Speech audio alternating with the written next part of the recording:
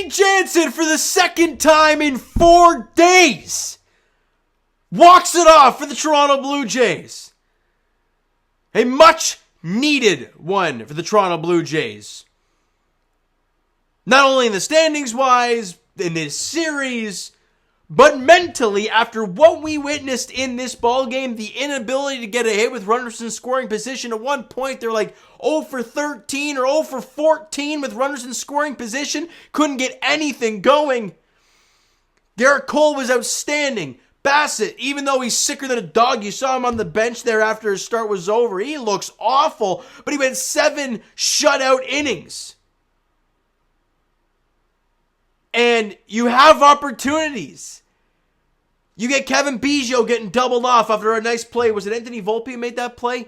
I think it was. And doubles him off, and you're like, oh my God, such an awful play. Comes into pinch run for Brandon Belt and gets thrown out like that. Not what you want to see at all. Kevin Biggio then comes up in the, was it the ninth inning with Michael King? Yeah. With 2 on and 2 out.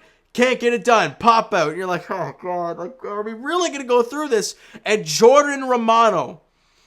It is a beautiful thing. Jays fans, what have we talked about so often with Jordan Romano? When it comes to his fastball being good, it is a damn good fastball. His slider's nasty. We all know it. And he loves the slider. We know it. But when Jordan Romano uses that fastball, oh, it changes everything for him. And the splits were almost dead even today, fastballs to sliders. He got Anthony Rizzo bending backwards on a slider because he thought it was a fastball. He struck Rizzo out in the 10th inning with a fastball. You're mixing it up, you're throwing all which ways, and then you use your great pitches. When you're throwing 5, 6, 7 sliders in a row, hitters will adjust. Love what I saw from Jordan Romano, and of course, Danny Jansen going up there after Alejandro Kirk couldn't get it done. They make the misplay. I think it was Oswaldo Cabrera. Goes for the ground ball. It was Volpe who picks it up. Gets the out at first, but if Cabrera doesn't go for the ball and he goes to second, they might have a double play with Kirk running to first. They do not get that. You have a guy at second and third now, and Wandy Peralta on the mound with Jano at the dish. And Danny Jansen said it in this postgame, and we all knew it was all you needed. Get the ball in the air. Find a way. And Jansen gets an off-speed pitch from Wandy Peralta, and he goes down, gets it, gulps it in left field, but this thing is way gone.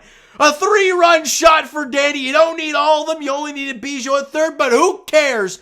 The first walk-off, shout out to my boy Zach Benoit on Blue Jays Center for putting the first walk-off home run for the Toronto Blue Jays since Marcus Semien back in 2021, and if I'm not mistaken, that was the game against the Oakland A's where Gurriel hit that grand slam, then Mark Canha hit the extra innings home run to put them ahead, and then Semien hit the big-time shot, which propelled the Jays to that 4-game sweep over Oakland, which really propelled that massive push to end the season, albeit we all know how it ended.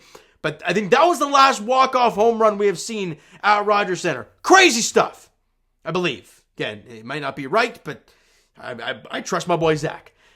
So shout out to Danny Jansen, man. Only had 1 hit in the game, but the biggest one of all. And outstanding. And a much-needed win for the Toronto Blue Jays. With Garrett Cole on the other side, no Vladdy. Kevin Kiermaier's now sick. Everyone's getting sick. Springer was out for a while when he was sick. Chris Bassett was sicker than a dog today. Kiermaier doesn't play because he is sick. Vladdy's out with his knee thing that he's dealing with, albeit he's jumping around in the dugout, and I'm pulling my hair out because I'm like, don't hurt yourself for the love of God. And you find a way to beat Garrett Cole after you've lost the first 2 games of this series. I guess you didn't really beat Garrett Cole, but you won the game with Garrett Cole on the other side. There we go. I'll put it that way.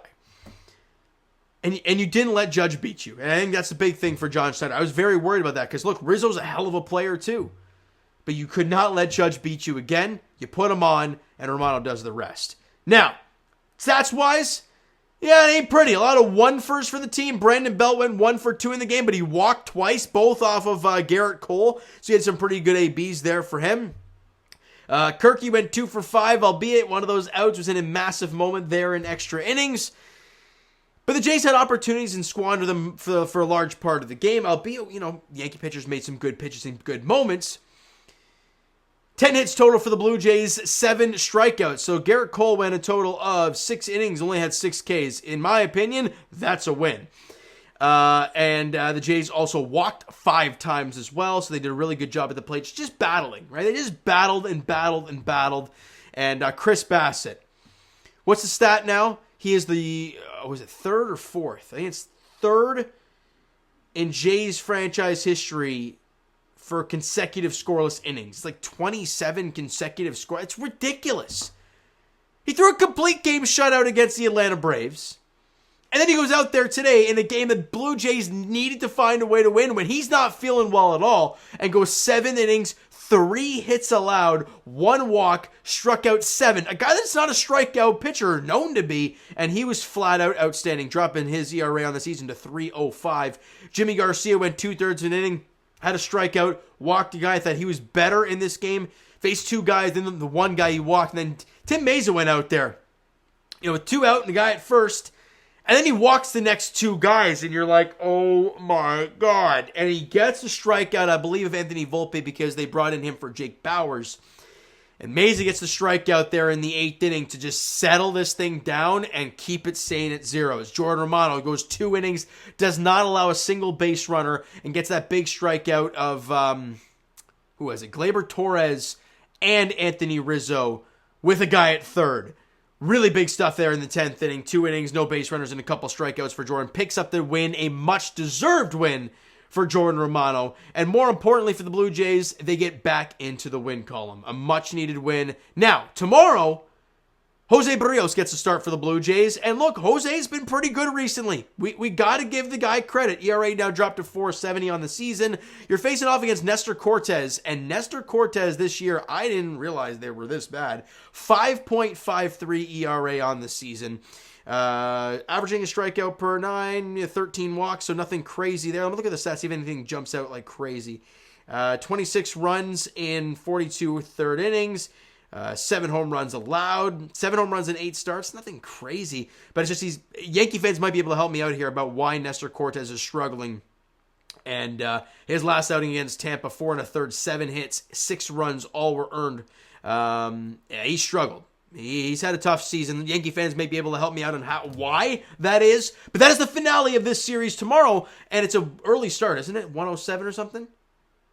No, I'm wrong. 7:07 first pitch. Where's the next 1:07? I swear this is 1:07 start somewhere. Anyways, 7:07 first pitch there at Rogers Center tomorrow night. Yankees, Blue Jays, the finale of this set. As the Blue Jays look to find a way to get a split. It felt very bleak, but they have an opportunity to do so tomorrow night. Nestor Cortes Jr. on the mound for the Yankees. Jose Barrios on the mound for the Blue Jays. All right, so you know what, guys? That is going to do it for this one. If you enjoyed the video and the Jansen walk-off, because it's beautiful and it just gives us all a sigh of relief for Blue Jay fans. Smack that like button. I do appreciate it. Hit the subscribe button. You guys not already. Comment down below your thoughts on the video, thoughts on the game. Would you like, would you not like?